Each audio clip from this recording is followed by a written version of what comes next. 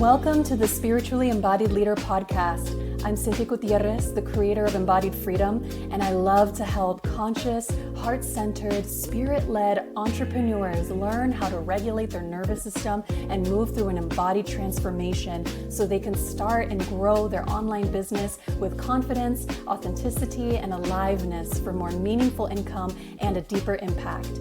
On this podcast, we're going to be talking about how embodiment, mindset, subconscious mind, cyclical living, returning to nature, ritual, and ceremony can all play a powerful role in revolutionizing you and your business from the inside out. Now let's get into it. Hey, welcome back to the Spiritually Embodied Leader. I am tripping out on this particular topic today because I have been going through like the magic and the medicine of the topic myself, as well as an experience that I had with a client recently.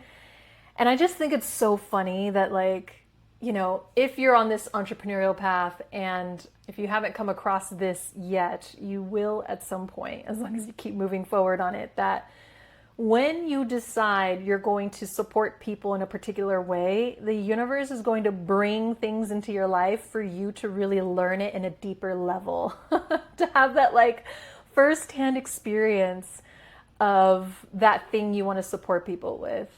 Because, I truly believe that you need to learn how to support yourself through it before you can support other people, right? In some respect. So yeah, I'm not surprised that this topic was honed in on leading up to this episode. So yes, the yin side of nervous system regulation. And this topic first came up with my client, but we kind of talked about it and dove deep on it in a different way. We focused in on a particular aspect as to why she was behaving in the way she was. But then I had my own personal experience with this podcast and all of that. I don't know if you've noticed, but last week there was no episode published. So I took a week off, okay? And yeah, I'll get into the details of that and how that is related to the topic of the yin side of nervous system regulation. I met back up with my client again, and we just double clicked on this particular topic. And I was just it was such a great call, and it inspired me to just talk more about it here on the podcast. The yin and the yang of nervous system regulation. So the yang, it's more the productive side. It's nervous system regulation in order to be able to do something, right? So in terms of especially business and entrepreneurship, regulate the nervous system in order to show up online, in order to host the masterclass, in order to raise your prices or whatever, right? And who it is that we are being in the business. And it's a lot about taking action. It's a lot about the doing, the yang side, right? And that's all great. And it's it's the motive behind why people would want to look into nervous system regulation in order to do more and be more, right? Have more. Yet the yin side sometimes gets a bad rep, even though it is so essential, and maybe even a bit more essential than the yang side, because the yin side of nervous system regulation is all about the self-care. It's all about the rest and the recovery process, the digestion. Yeah. And it's we really can get into the self-soothing techniques of being able to regulate ourselves or process emotions, blah, blah, blah. They all kind of come back to regulating ourselves. But even that, sometimes regulating the nervous system is not about being, I don't want to say being numb. It's it's not about just being this super solid, earthy, neutral tone, not reactive to anything, but to be able to do the hard things, right? And recover from it. And so, yeah, I just noticed that there's certain soothing techniques that people are why do I do this so much? And it's kind of let's say you're working out at the gym and you're only doing legs. It's always leg day. It's you've got some good thighs going, your booty's popping.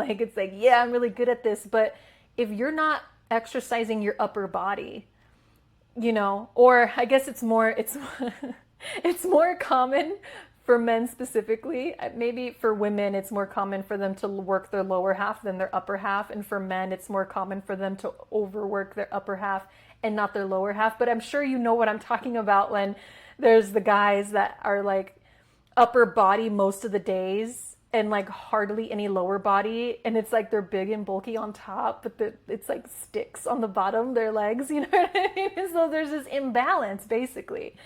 And yeah, it's like it just won't work, and you will have a lot of issues going on too, right? With the structure of your body if you're out of balance. Or like in my dance background, we say don't become a one-sided dancer where you're only doing turns on one side or leaps on one side or choreography on one side. I mean, of course, anyway, whatever. That's just, I was about to get into the nitty-gritty of like choreography, but we don't need to talk about that right now. Anyway, when you're training and when you're practicing, right, it's so important to do both sides to even out your system.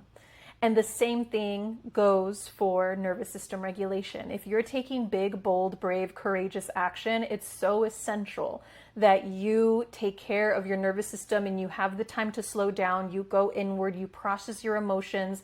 If things feel scary and you're just like, oh my God, like I have all this anxiety, you know, and it's like anxiety and excitement are like on the same spectrum, but one's more positive and the other is negative, right? And it's just like one is worry and one is like open to possibilities.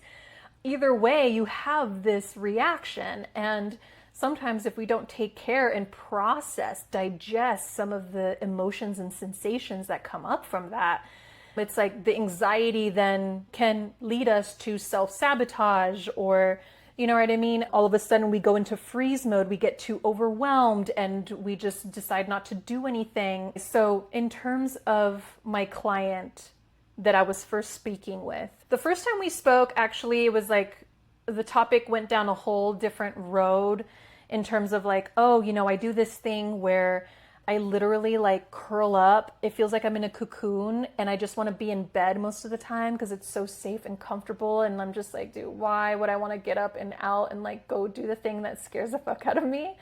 And she even has told me that her partner will come, like she'll like request to like be cuddled or whatever.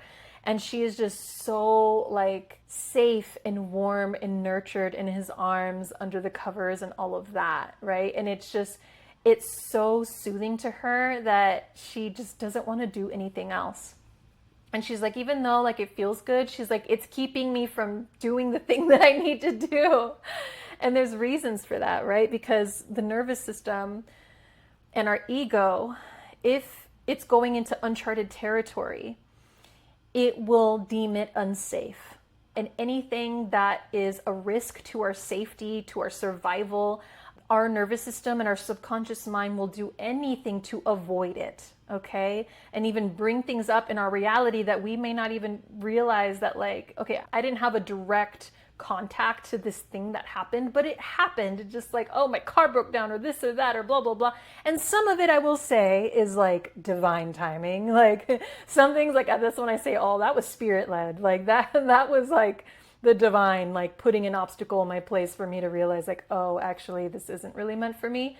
But there are many other times where our subconscious mind will bring things in our reality so that we avoid the thing that we're afraid of in some way, shape, or form.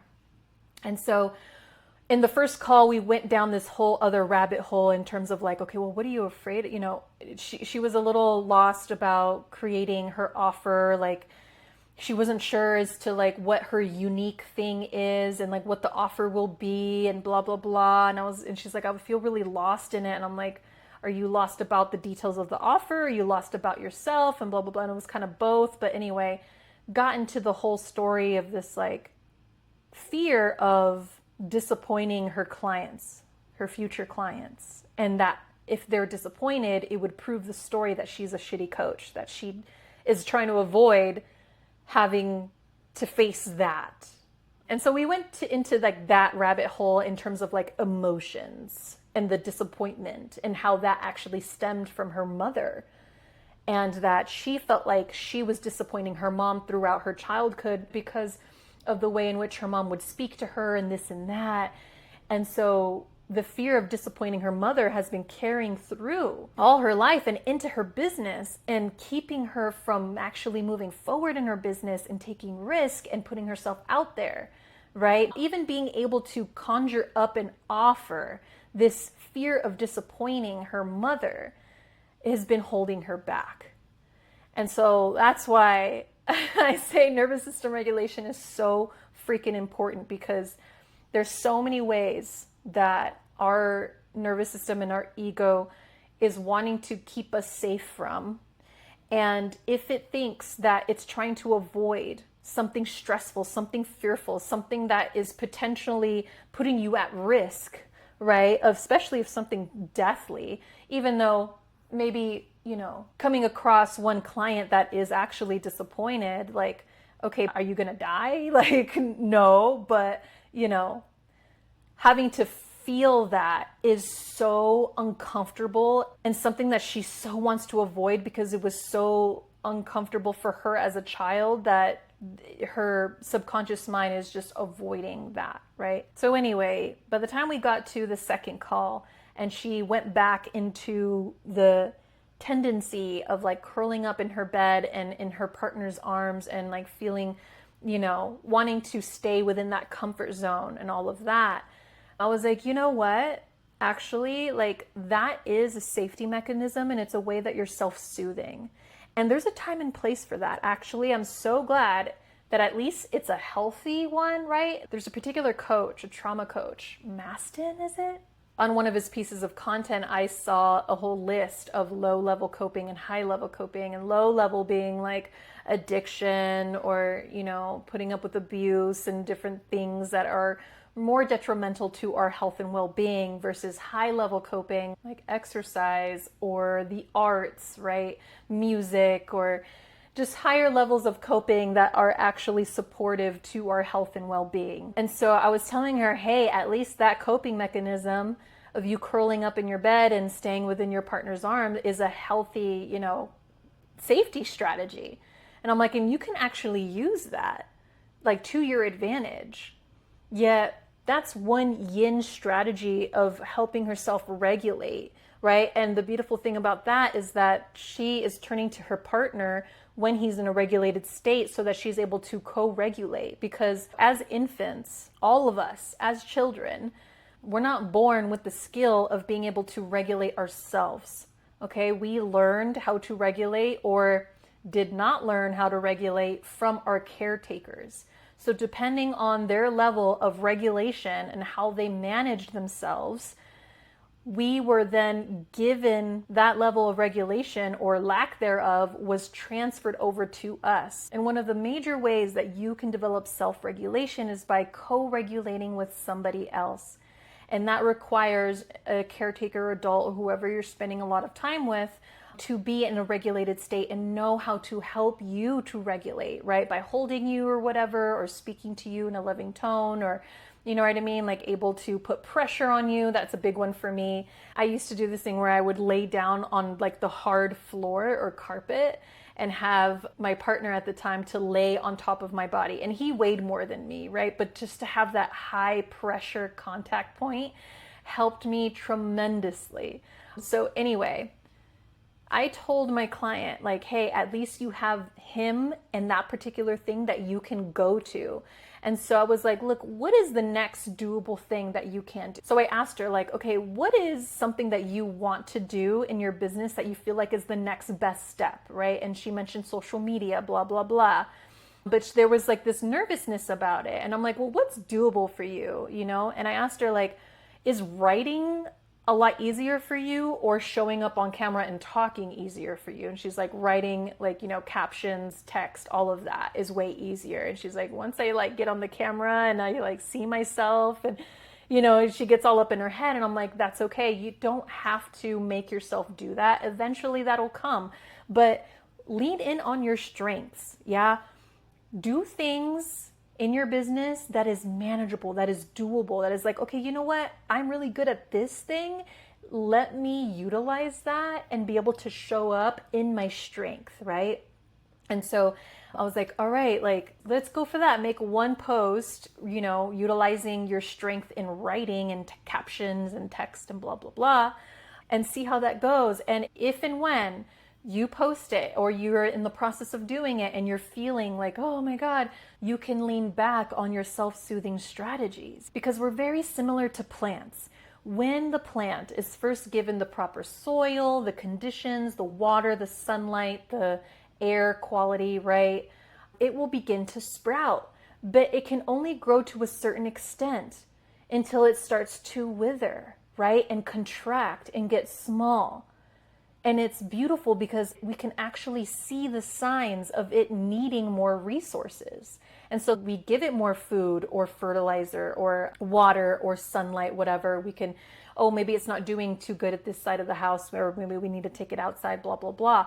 But it's like, it'll start to grow and expand, and then it needs more resources in order for it to continue to grow and expand. And then it will contract and maybe wither to show signs that, hey, I need more support to then grow and expand even more.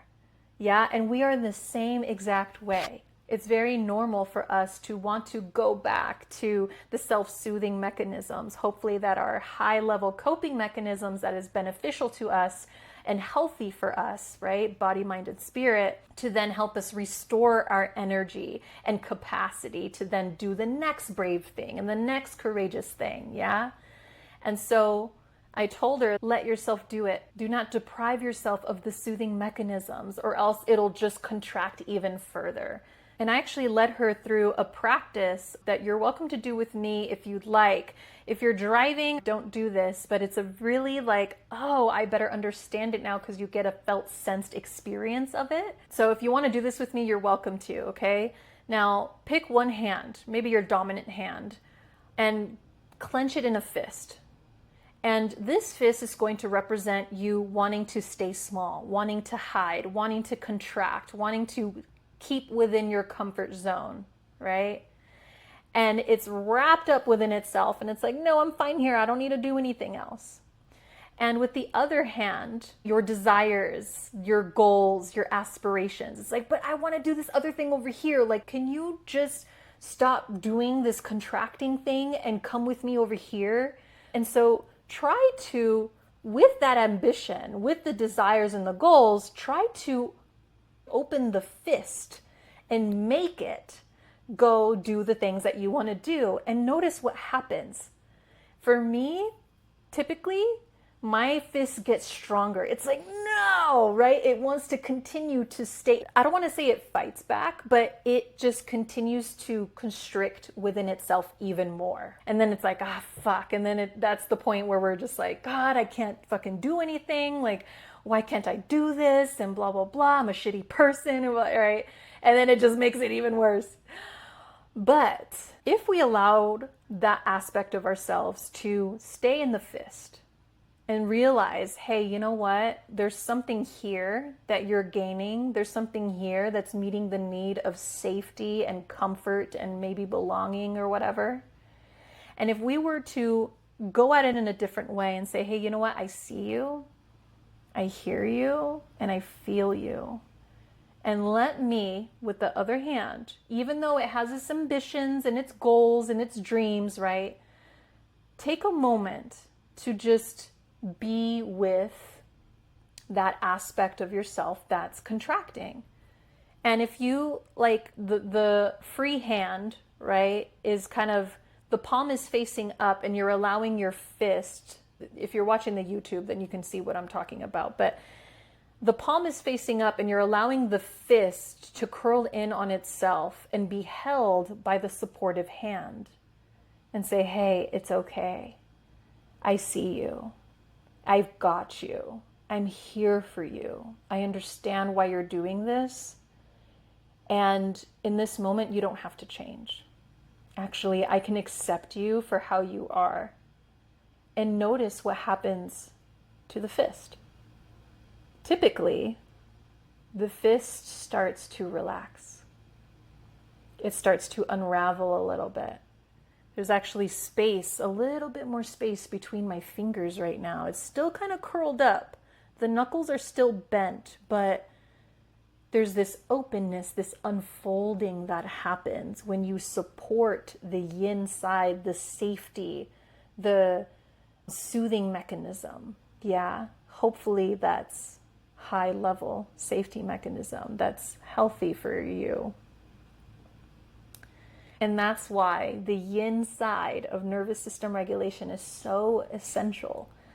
Because until you're able to support yourself when you're contracting in, when you need restoration, when you need a mental health day, when you need to just like walk away and have a spontaneous day, or do something fun or creative, or finally let yourself cry after that really hard thing, you know what I mean? It's like when you let yourself surrender into the rest and restoration and digestion of whatever big thing is happening in your life, or the big thing that you want to happen in your life, it is so much easier to help meet those needs. And when those needs are met, even just by like 20%, it is so much easier to be like, okay, come on, like just come with me for a little bit. We're going to take a few steps forward, and it might clench up again and contract, and you might be like, no. And then you pause and you say, okay, I hear you. I see you. What do you need? How can I support you? And then again, it'll start to release. Yeah. And relax. And then when you're ready, you can say, okay, we're going to go a little bit further. Okay. Doable, manageable actions. And you just keep going. And then it's much easier to move farther, maybe a little faster, maybe for longer durations, right? And of course, the more that you're able to handle, yeah, the greater capacity you have to be able to do bigger, bolder, riskier things. As long as you are able to balance yourself with the yang side of taking action and the yin side of caring for yourself, body, mind, and spirit. Now, the situation with my client was very fear-based, right? Like very heavy on the fear, where she was procrastinating a lot, and like it was really overpowering on her behaviors. Yet I feel really called to share about my experience with the podcast, because it wasn't very fear-based. Of course, there was, some fear of like, oh, what will people think of me if I skip a week from my podcast? And, oh, I've done this in the past, right? In season 1, where I've skipped weeks and then I fell off the bandwagon, and like, oh my God, what if that happens again? But there's something that I want to share with you that really turned it around and is keeping me from falling back into those habits. Okay. So I came about this in more of like energy management, which is more related to cyclical living. So a lot of our society, especially in corporations and like the industrial fucking society that we live in the modern age, blah, blah, blah, a lot of the workforce and education is set up in a way that supports more of the male hormonal cycle, which is representative of the sun.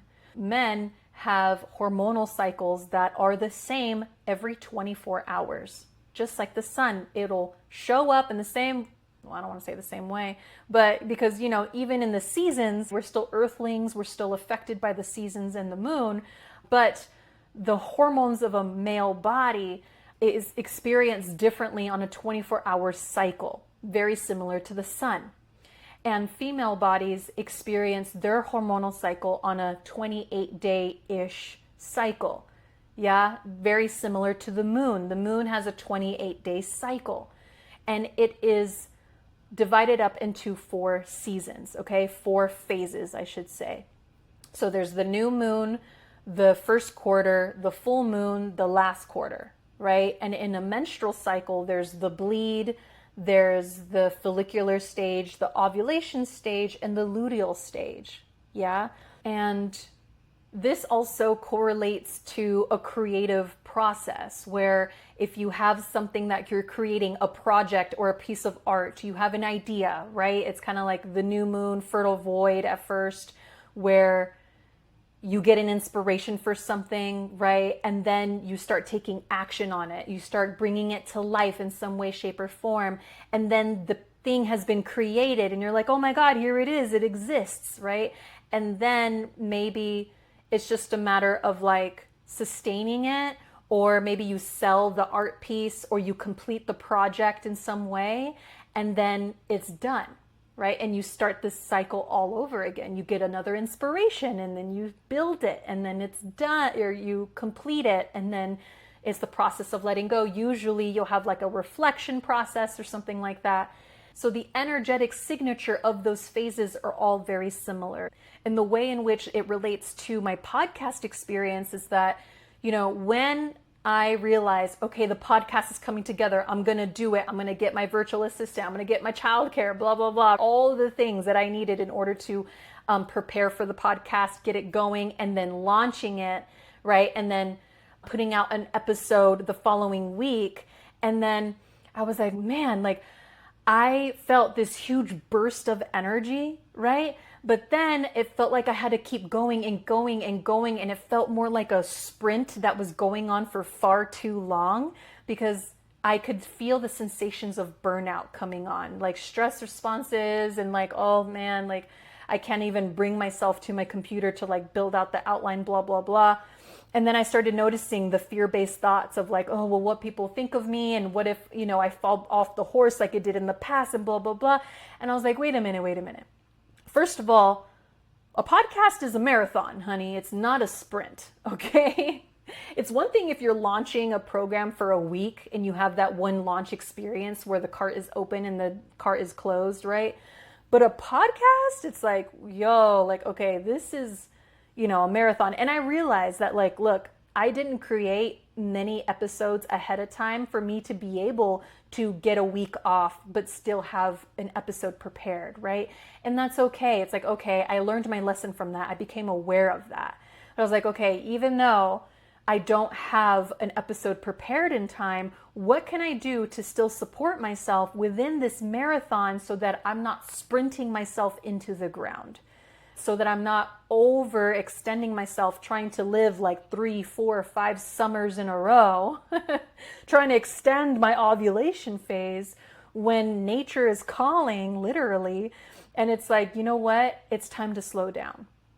It's time to take care of yourself. It's time to restore your energy so that then I am able to come back onto the podcast with renewed energy, with enough ideas and this whole thing to be able to help you and be of service and live my dharma and do this amazing thing that I've been wanting to do, which is the podcast, and grow my business, right?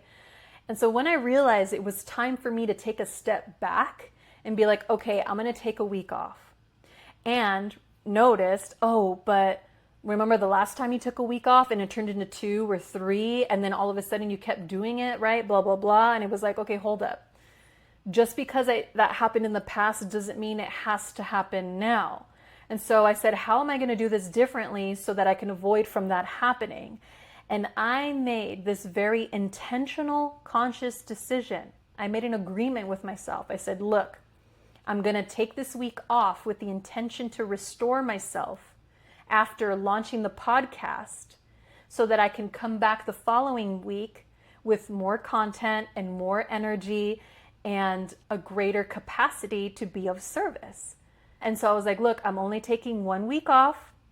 I'm going to do what I can to help myself to get back on the horse and come back even stronger, because I realize that it's actually in service not only to me, but also to my listeners and to the people that I'm wishing to serve, that I take this time off, I take care of myself, and I come back with more. So that was really helpful, because if I didn't take that moment to make an intentional decision, I probably would have taken the week off, which was a good move, but it's like, okay, but what is the driving force behind this? Is it the worry that, oh shit, like, oh my God, like I'm going to do that thing again that I did in the past where I said 1 week, but then it turned into 2 or 3 and this and that, right? Where I get really stressed out. Or I started noticing when this new week came around that procrastination habits started to come into play. And I was like, no, we're not doing that. I'm going to do what I need to do in order to continue and follow through on my intention, right? And that was really powerful, because look, you might do things in the old ways, because there may be things in the past that we did that were good at first, like taking breaks, but then it turned into this whole other thing, right? So to avoid from that happening again, we can lean in on the thing that's good for us, but also be really intentional with a different way of going about it. So while it was super fun and exciting to be able to execute on the yang, right, of taking action and putting out my episode, and also like regulating my nervous system all along the way to be able to do it and this and that, and pushing myself to my edge and a little bit further, I noticed when my body was like, hey, I'm tapped out. Hey, I need help. Hey, I need to curl up on the bed. Hey, I need to just like stop for a minute. Yeah. And the yin side was calling me back home. And so I recognized that even though the sun rose and it's, gone past noon and everybody's having a good old time, the sun needs to set at some point. The sun needs to go down. And you know what? When I decided to make that intentional decision to, one, take a break, right? To slow my roll and be like, you know what? I honor my body. I can hear it. And I'm going to give it what it needs. And I'm going to take a week off. And I'm going to make the intentional decision to restore myself, do what I need to do to come back the following week stronger and better than ever, right? And being able to sustain this long term. I started going into my luteal phase, which is part of that particular cycle, to slow down, to go inward. And even though I had a pause, naturally in my hormonal experience, I was like, you know what? Okay, I'm preparing myself to record this next episode, but standing at my desk, it's a standing desk and I even have a treadmill under it. I was like, that does not sound fun at all. Thinking of myself standing there through the whole recording, I was like, that does not feel good in my body right now. Like just the idea of it, I'm like, no, my body wants to rest. My body is starting to slow down. How can I support myself in being able to take the next step in a doable, manageable way? Okay, I'm in my luteal phase. I know I'm a little bit tired. My energy is starting to dim out, right? So I set myself up on the couch with the lavalier mic that I have clipped on my shirt, because I really didn't even want to detach my microphone from the boom arm, okay? I was like, no, that is not gonna happen. So yeah, I did what I could to set myself up to be able to be comfortable and willing to do the thing, yeah? I just share all of this with you to see how you can apply this in your life and business as well. Right? Like, how can you support yourself in being able to do the next best thing, and what's doable, what's manageable, and how can you lean on your strengths to be able to do it? And when you think about doing it, is there anything that comes up that you're like, this is too much, this is overwhelming, that you can help support yourself, right? With the self-soothing techniques and yada, yada. And yet I will say, don't get caught up in the self-soothing techniques, because sometimes we get stuck there, right? Because it's comfortable and blah, blah, blah. So that's why I'm like, okay, now that you've met some of the need of safety and security, how can we just move a little bit ahead in the doable way? And when we start going, and we get too far over the edge and you want to contract a little bit or a lot of bit, it's okay. Allow yourself. Let yourself get small. Let yourself feel the fears. Let yourself reach out for help. Because once you're able to do that, then you have a greater capacity to extend even further. And then come back in and go further out and come back in over and over and over again. Awesome. So I hope this was super helpful for you. It's been really eye-opening and like mind-blowing at times what it has done for my clients that I've been working with one-on-one. And if you're interested in working one-on-one, I have this really special beta offer right now that's only available to one person at the moment.